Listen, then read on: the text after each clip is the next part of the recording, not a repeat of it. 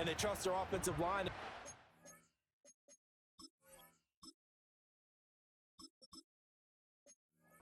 Because so many of these units, they specialize in either pass protection or run blocking. This group shows its versatility and gets both done on this drive. Extra point put through by Boswell, and the lead is now 14-10. So this drive spans 7 plays, and it results in a 4-yard touchdown run.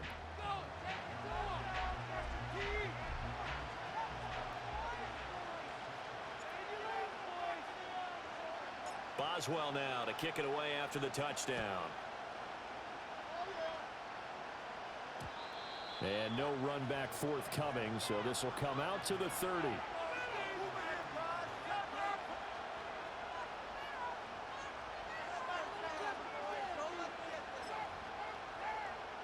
Here are the Vikings now to start their next drive.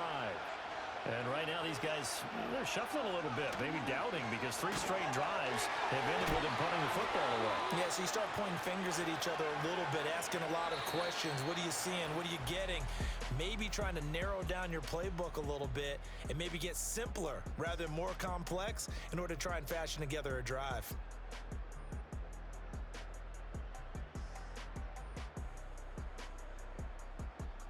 Back now in Pittsburgh. It's the Vikings in possession of the football, but they need some points. They're trailing here to start the 4th.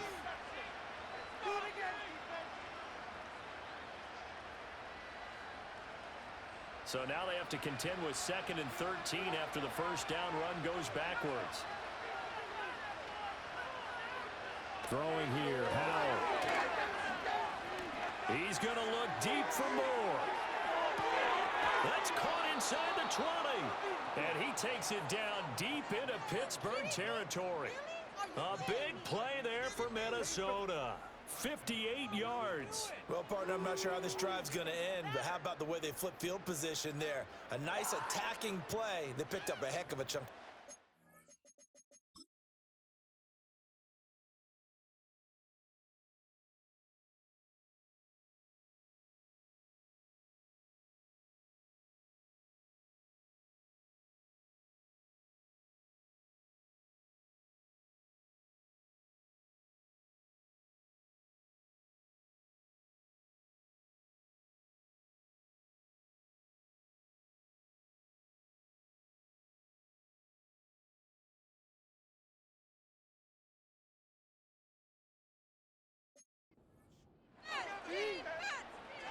A real field flipper there as all of a sudden they've got a first down in the red zone.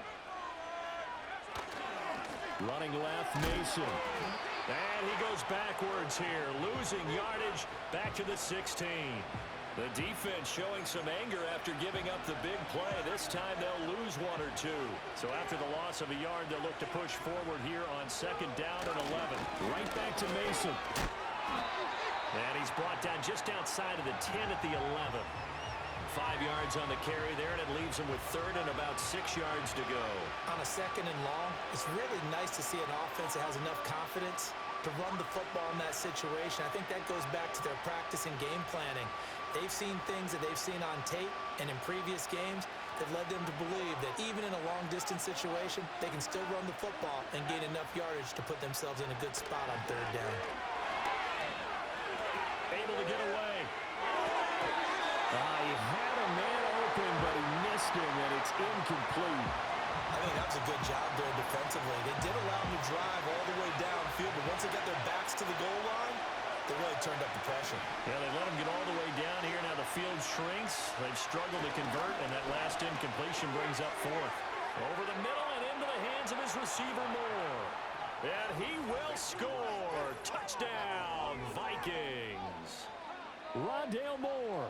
An 11-yard touchdown.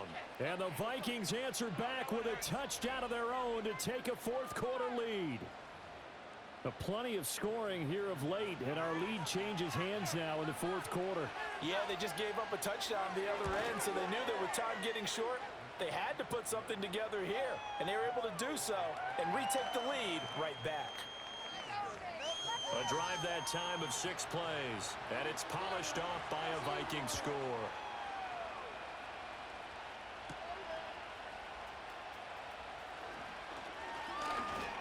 good-looking return set up here. And they'll start this drive just across the 30. Pretty nice work on the return. Line of scrimmage, the 31 now on 1st and 10. They'll start this drive out on the ground. He's able to force his way through one man, but he can muster only about a yard on the play. 2nd down.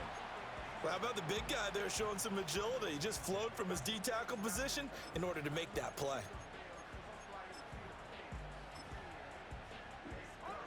From the 31, here's a 2nd down and 9. He'll look to throw. It's caught on the right side at Smith. And they get him down, but not before he takes it across the 40-yard line.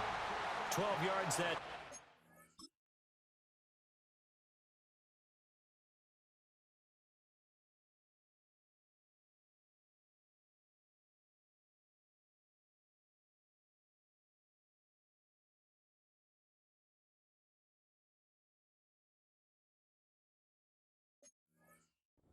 Pittsburgh first. And here we are in the 4th quarter, partner, and watch them drive for what would be a go-ahead touchdown.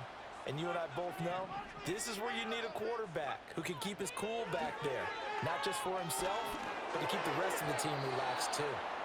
Oh, this one incomplete. The pressure got to him as he released it. And it's 2nd down.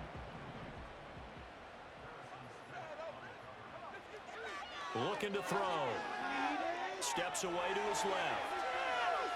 He'll let it fly for Austin. And, oh, that one going to wind up incomplete.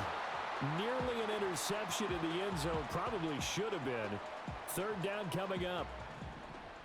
Now, right where this set of downs started, they need a full 10 here to pick up the 1st down and move the chains. Escaping the pressure right. And an off-balance throw there, and it's going to wind up incomplete. Well, how about the coverage we just saw him break out on 3rd down? Dime defense, blanketed the field with extra defensive backs and speed, unable to find an open hole to complete that pass. He'll buy some time right. On the run, he'll let this go deep right side. And it's incomplete. They cannot convert.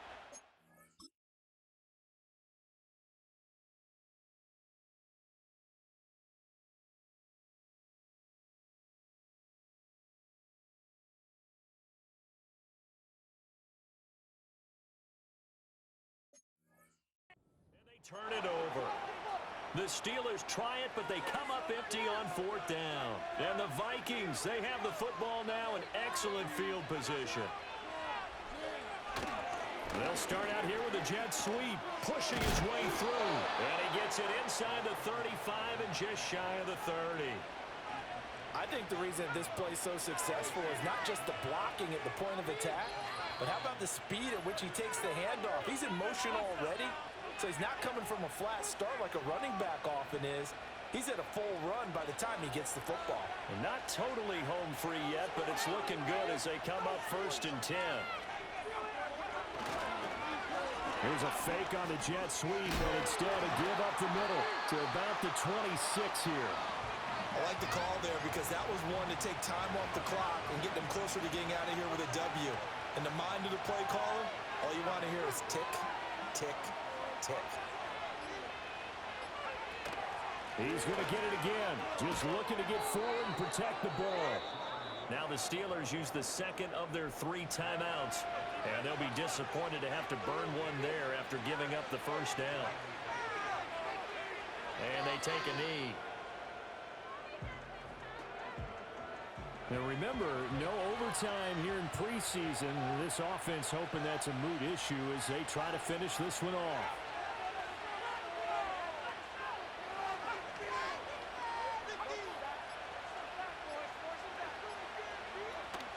Here's Mason. And he is met in his tracks behind the line of scrimmage. Tough spot here, 3rd down and 11. And now here comes their final timeout as they take it with 8 ticks remaining. And they'll indeed take a knee.